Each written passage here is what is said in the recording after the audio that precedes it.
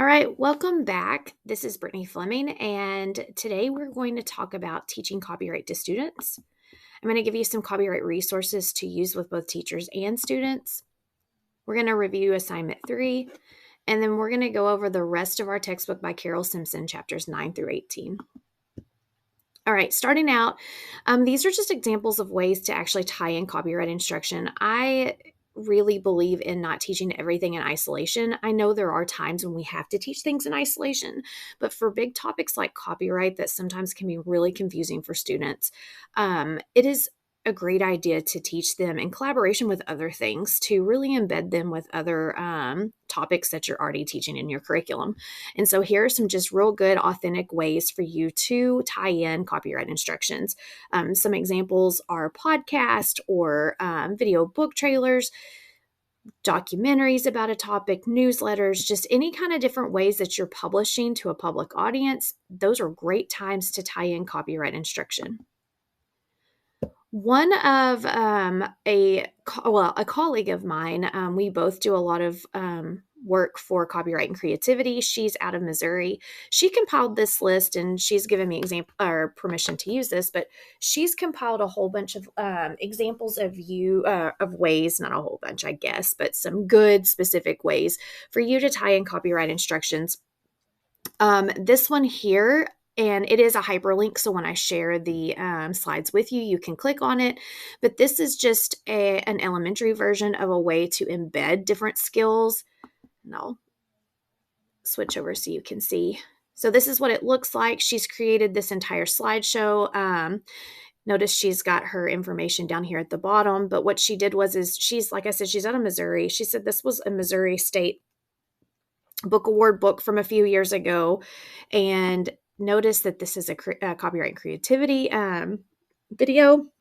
And she keeps going through, and the students have something that they have to do throughout the entire slideshow. She assigns this to them. They work on it individually. And throughout the whole entire lesson, there's different ways and activities that they have to do. Some are copyright, some are not, because some are just their creation. But this last part I love because, my big thing with copyright is teaching it in a positive way. And copyright and creativity talk a lot about the words consumer and creator. And I really like that. I use it a lot, whether I'm teaching with other educators or students. And this is a way to get them thinking about themselves as creators, because it's asking them how they want to share their work, because we want them to have ownership so that therefore they'll also understand the importance of respecting other people's work as well.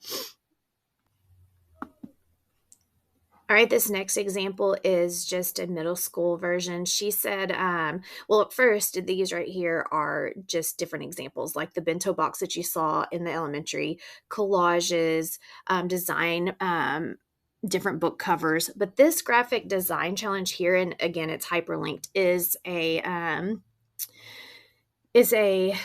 lesson that was created by an art teacher that she works with in Missouri, and that art teacher's given her permission to share this. So this is another example of where you can embed copyright. And same with this one here over in high school. This is actually Julie's lesson that she's come up with. She teaches podcasting, a podcasting unit to high schoolers every year. And again, it's hyperlinked, but these are just examples to kind of get your brain going on ways that you can take existing lessons and then tie in copyright to them. This one here is just a mini lesson about Google and a Google image searching, which I'll probably talk about later if I have not already talked about already this semester.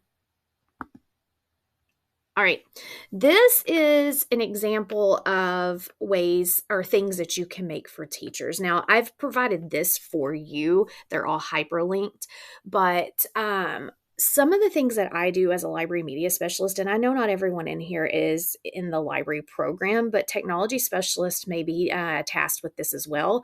The technology specialist for K-6 in my district makes a lot of resources like this, as do librarians. And sometimes we don't get to actually teach PD. In a perfect world, we would get time to teach PD to teachers all the time. Sometimes we actually have to create resources where we just share out through email. And this is an example that you could do. A year or so ago, the technology specialist in my district called me up to ask me about ways. She had an English teacher, and again, she's K-6, but she said there was a high school English teacher that was needing help with teaching Creative Commons. And because our firewall was blocking a lot of the Creative Commons different sites, Creative Commons site was actually blocked through our firewall. And she called for help. Well, this is something that let's say you were the one that was called for help, you could put together, I know this one's public domain, but you could put together something like this to be able to share with those teachers. And those are just kind of guides, kind of like you would create a research guide for your own students, a pathways guide, however your different professors want to call it, to be able to give sources or resources that are already here that are great ones to use. Again, you can make this for educators or you can make this for your class too. But each one of these are hyperlinked. These are public domain resources for music, images, videos, images, and videos. There was a whole bunch of them, and then literature. Okay.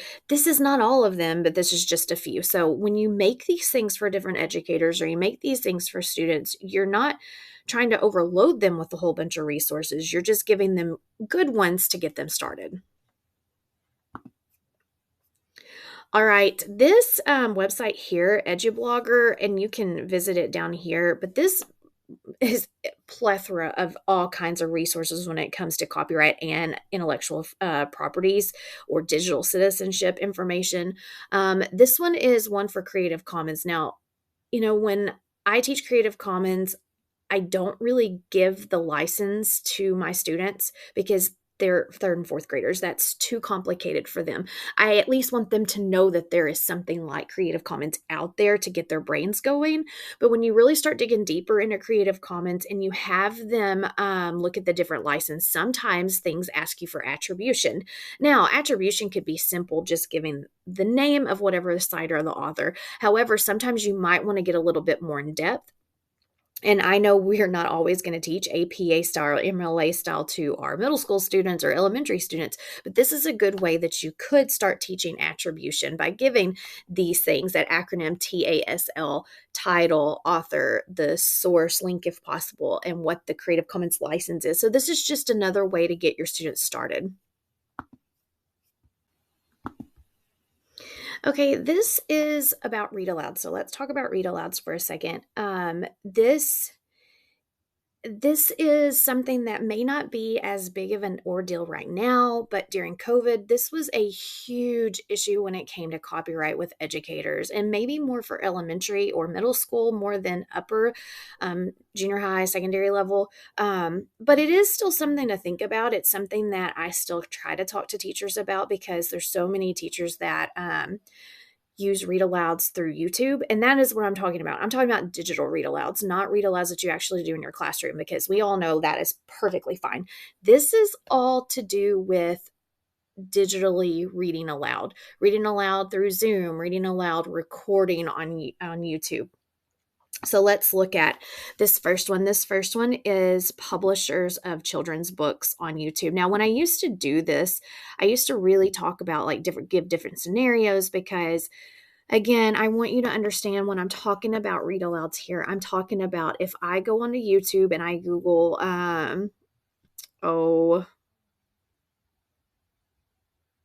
the story of Ruby Bridges, and I want that read aloud only, or Last Stop on Market Street read aloud, and I want to see someone reading it aloud so I can play that recording on a screen in my room for my kids. That is what I'm talking about when I'm talking about read alouds.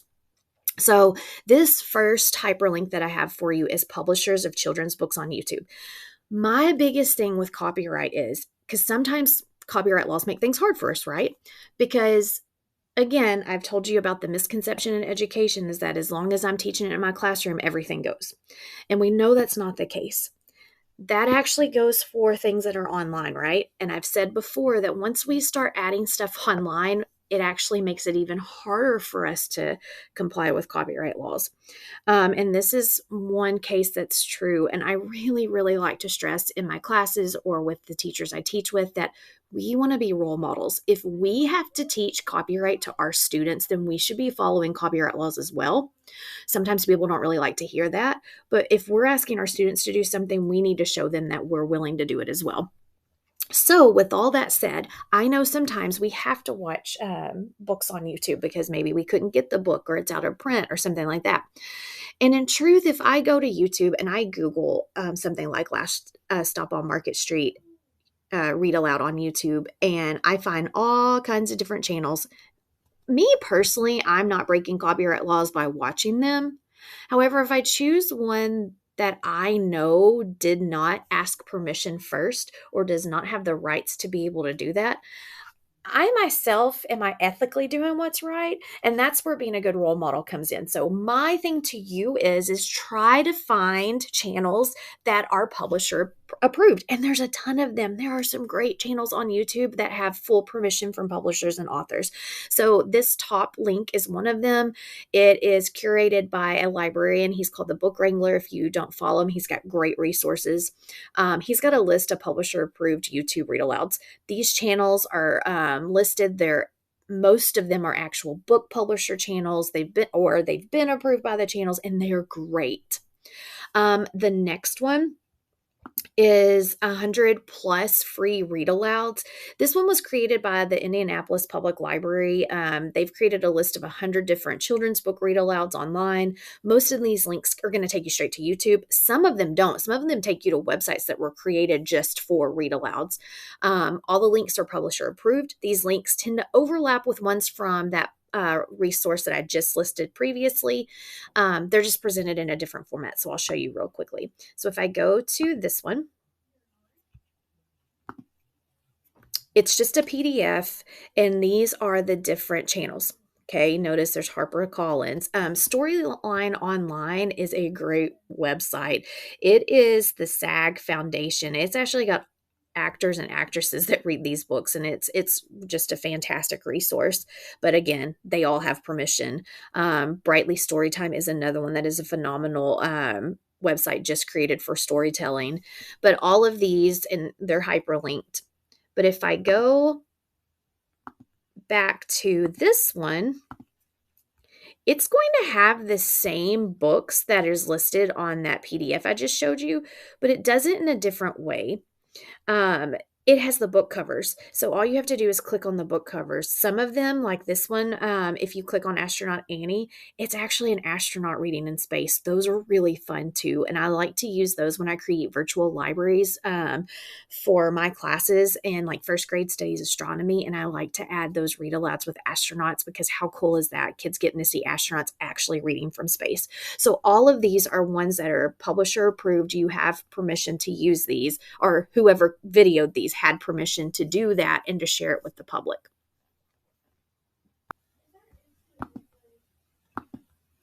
And you may be asking me why this is even important.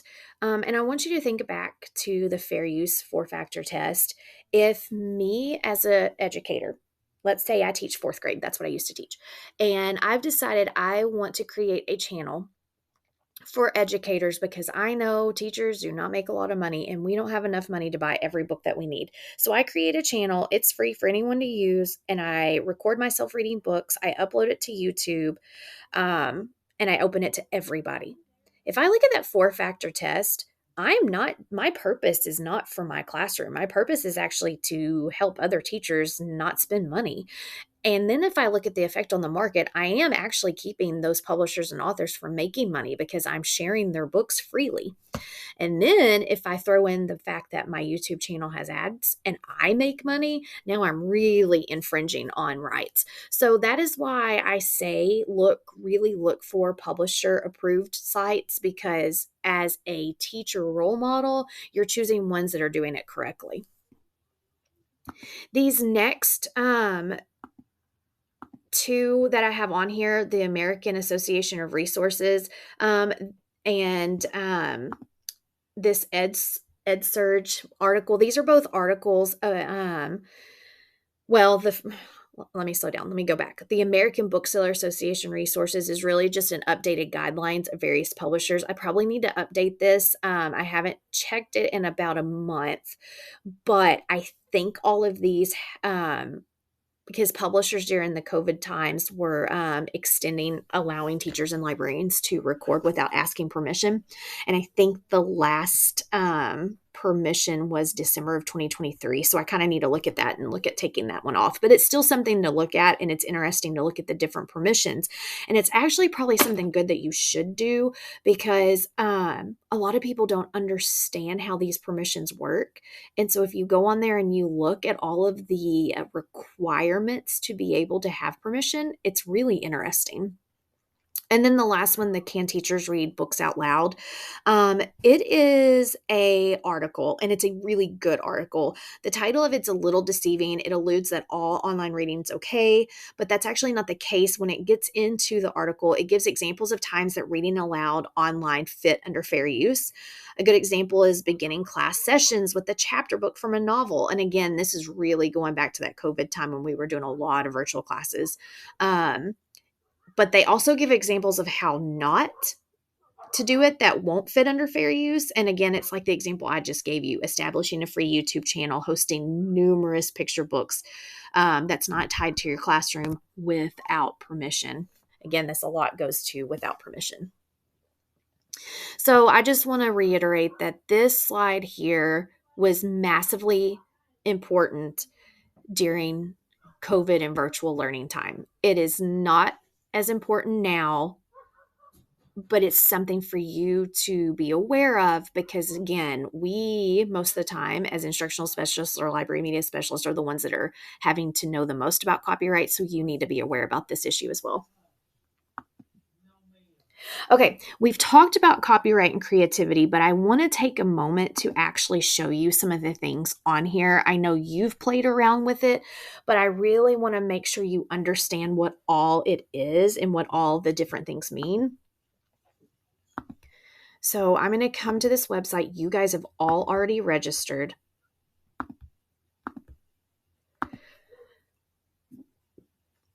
But I really want to just talk about a few things on here. First one being the professional development. They have a fantastic professional development that you can use. It's through this Canvas network. Canvas is a PD center, kind of, I guess that's what you would call it. It's a platform. It's a PD platform. And your school does not have to be a school district that uses Canvas. My school district does not use Canvas. However, Canvas provides a lot of free PD that you can use regardless. And this is one of them. You can go back several times. It's self-paced. I actually do this every now and then to refresh myself, but it is a fantastic PD, self-paced PD that helps you really dig deeper into copyright. It's not really going to go into how you can really use copyright with your class. It's more of a basic understanding of what copyright and fair use are. Another one is if you ever have any questions, they do provide office hours. And all that means is you can go and ask questions. We've had so many people over the years of doing office hours that just pop in to say, hey, my school is looking at doing this program. Can we do this with music? It's just various questions like that. There's also webinars. So anytime you want to refresh yourself on copyright, there's webinars. You don't have to actually attend. You can come to the recordings. But the main thing that I want to show you are these. You've already gone over the lessons. They've added a few things, so that's kind of why I wanted to show you. But you guys, one of your assignments was to find a lesson on here. And I hope that you kind of saw how this worked. There's lesson PDFs. These PDFs are going to give you they're going to give you word for word what the concepts are. They give you notes to presenters. They even give you the questions to ask. Guys, this one's really helpful when you have teachers that have never taught copyright and don't know anything about copyright, and that happens frequently. You also have the slides, which I'm not going to go over because you guys have already seen those. Those slides, everything that's in the lesson PDF is on the slides because it's in the presenter notes. But something new that we just put out are escape rooms. These escape rooms are not to take place of the lesson. You're supposed to teach the lesson first and then do the escape rooms. I'm going to go to the middle school ones. Let's see if they've got the escape rooms up on the middle school ones. Oh, maybe not yet. it's still really new. I don't think we've released the middle school ones yet. So let's just look at the elementary ones. If I go to an escape room, again, I have got to teach the lesson first, and then I allow my students to come here afterwards. The elementary ones are made for you to do as a class. So you put the escape room up on your own board for everyone to see, and you go through it together. There's a facilitator's guide to walk you through each of the different locks. But this is just an extra way for you to really teach those skills that you would have went over in those lessons. And then the last thing that I really want to show you on resources are their posters. Now, right now, they're not shipping out any more posters. Hopefully, they'll get more through their grants to be able to do that. But these are 11 by 16 posters that normally they will ship out to you for free. But right now, again, they aren't shipping them. But you can click on these and you can print them yourselves. There's the ones with the black background, and then there's some with printer-friendly white backgrounds. But I kind of just wanted to quickly go over that with you so that you could see the other resources you might not have taken a chance to look at. They also have non-CNC, which means resources that are put out through other sites other than Copyright and Creativity. So that's something else you might take a look at, because like this is digital citizenship. So deeper than just copyright. So there are some really good resources here as well. Okay, let's go back to our slides. I usually get asked, how can we actually contact copyright holders? How can we ask for permission? So this is through Copyright Alliance. This is an article that kind of helps you find where you can contact the copyright holders. It gives you sites for music, movies, literary works, photographs. I mean, it's a whole bunch of stuff. Now, is this going to be the only place you need to look? Your one-stop shop kind of thing? No, it's not, but it's a great place to start.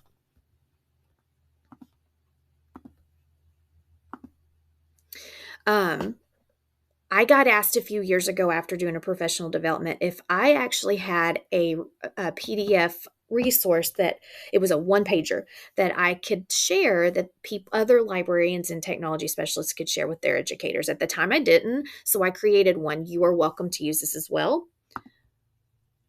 This could be something that helps you, or maybe it's something that you even share, but it's pretty much just basics. Again, this is what I told you about. Sometimes you may be asked to do this. And I just put what I thought the best basics were, created a one-page infographic. If you notice, I do have my own Creative Commons license on it. Guys, when you spend time in creating something, be proud of it. Add your Creative Commons to it. So I did, because I share this with people. I have my information on here. And then these are also a list of things that I've shared with you throughout the course. But again, I share this outside of just UCA.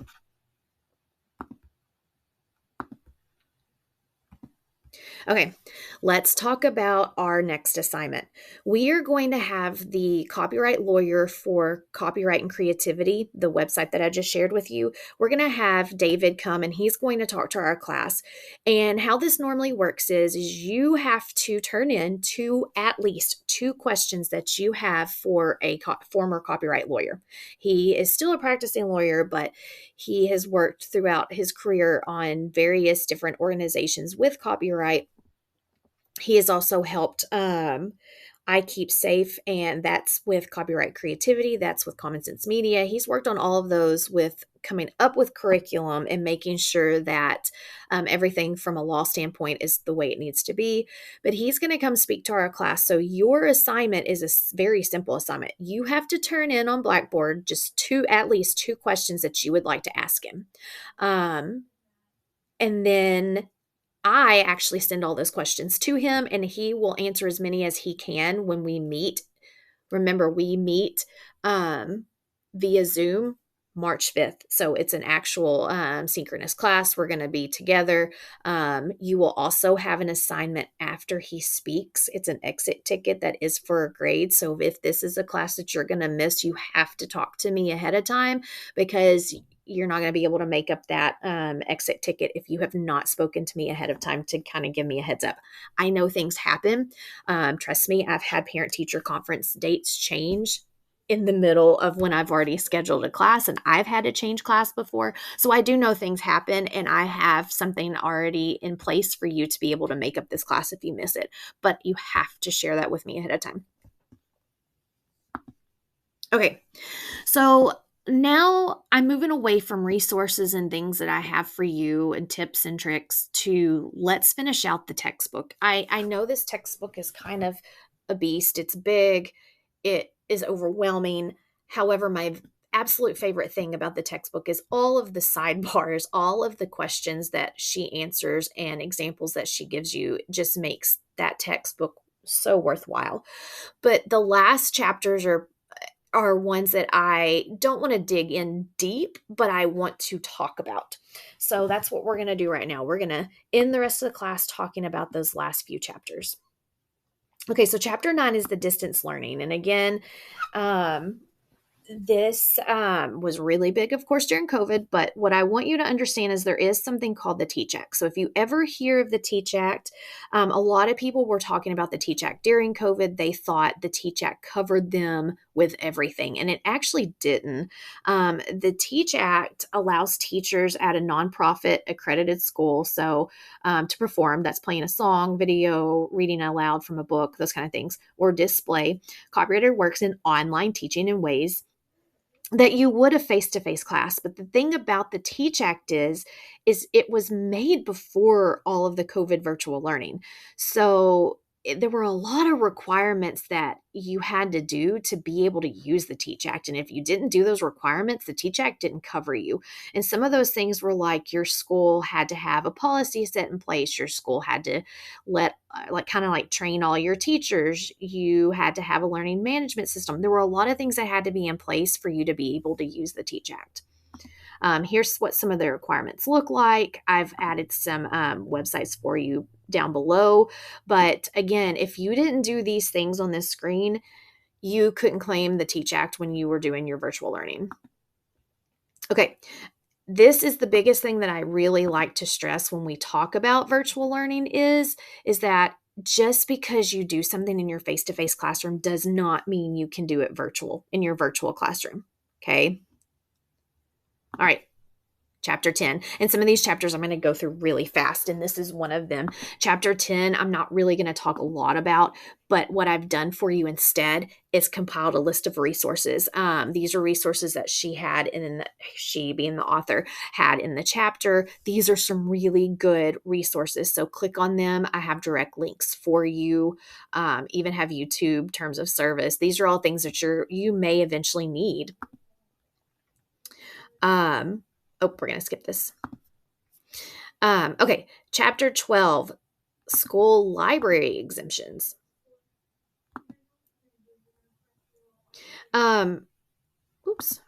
So rules initially identified for public libraries. So when the law came about, most of those laws and rules were just for public libraries. But of course, they're also going to apply to school libraries too.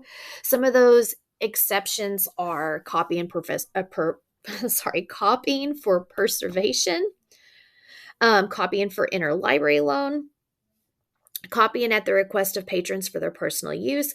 I don't ever do anything for preservation. I've never had to preserve anything. An elementary library, that's not really something that I have to do. I've also never had to do the copying for interlibrary loan. That could be with magazines or articles, and that's not something that I really house.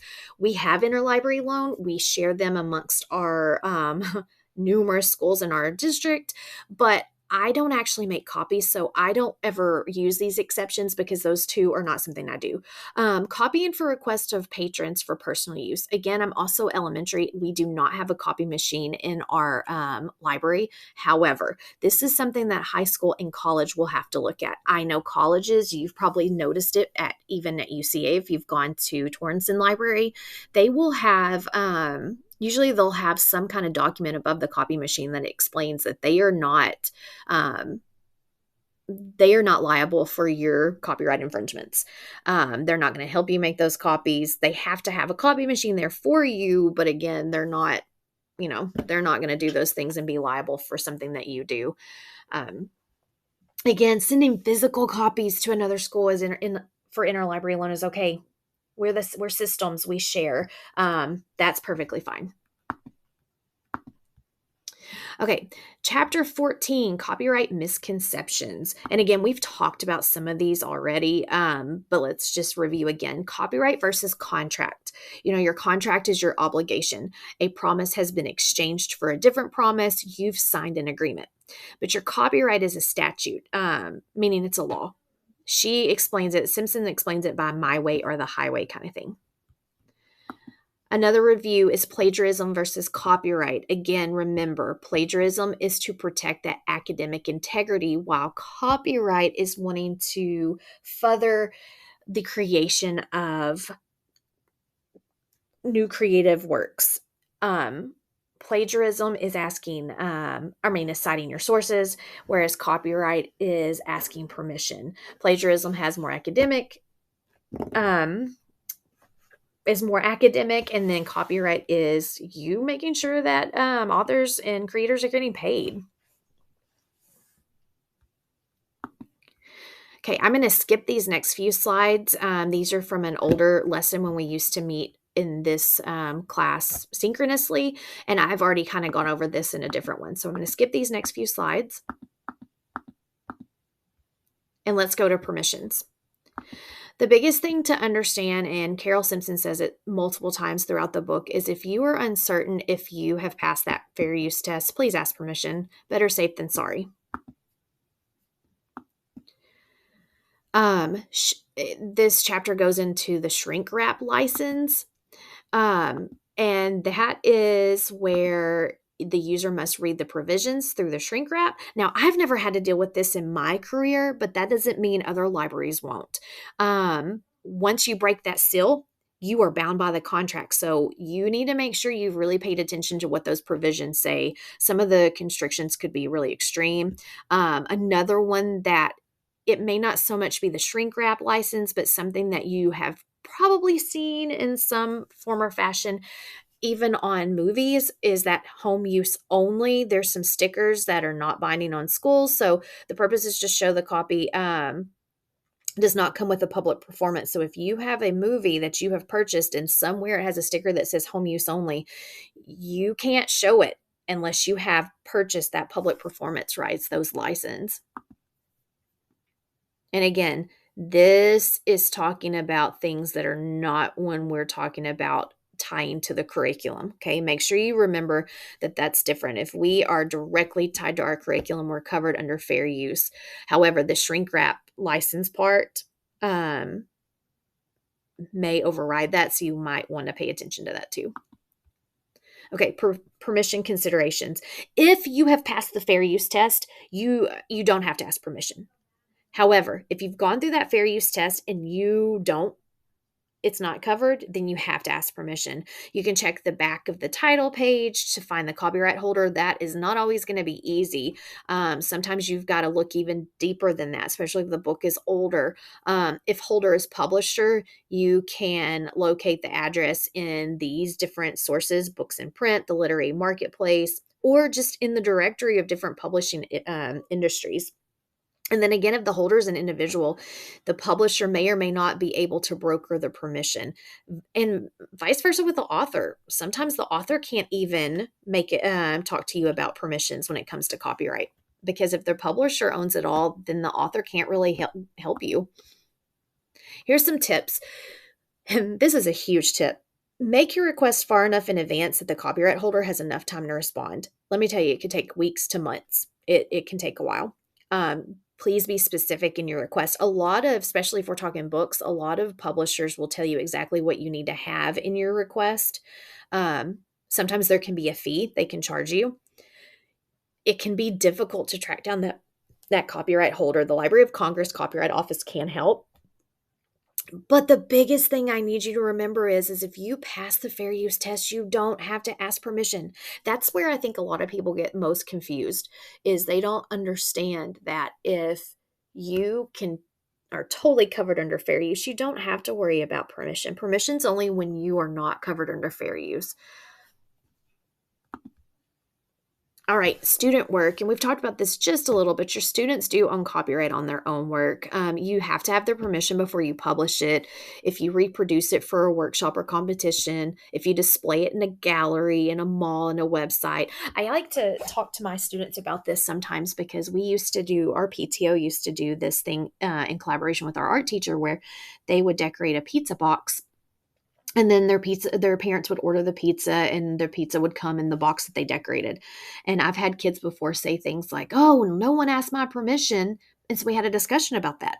And you'll eventually have a student say, "Well, they did ask our permission. We knew exactly what the purpose of this project was. We knew we were purposely creating art on a pizza box for our parents to pick it up." So it creates really good discussions for your students.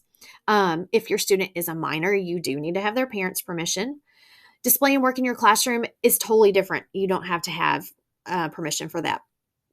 But when you move it to online, even if it's your class website, you do have to have, you could always make a blanket parent permission at the beginning of the year about that if you needed to.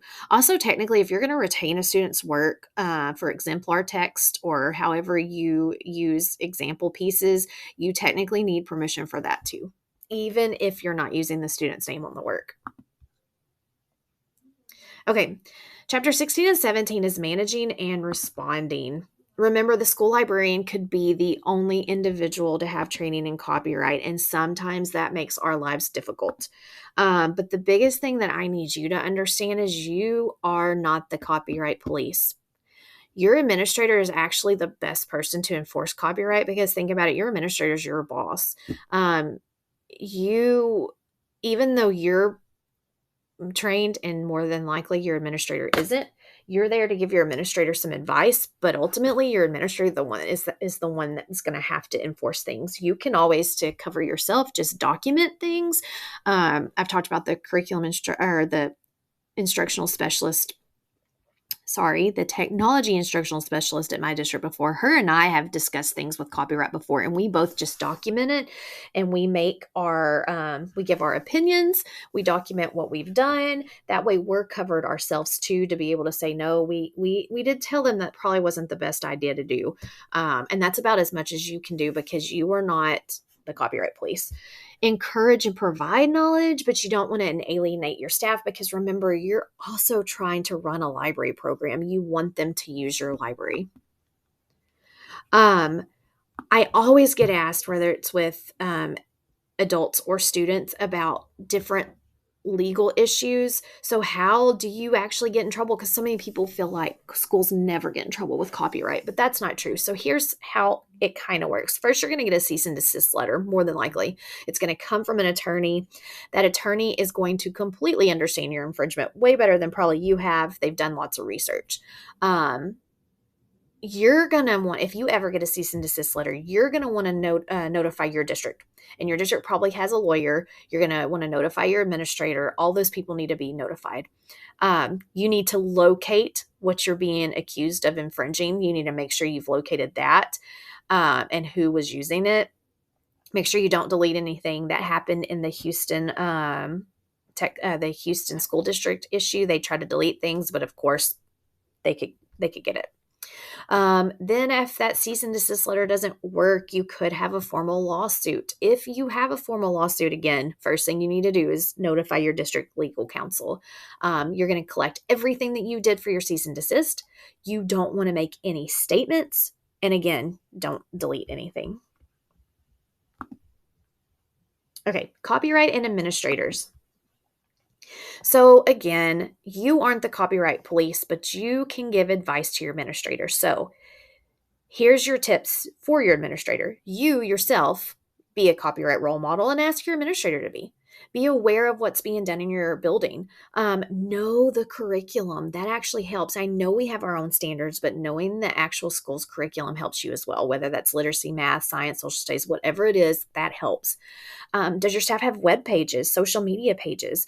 Are you, as the librarian or technology specialist, kind of monitoring them?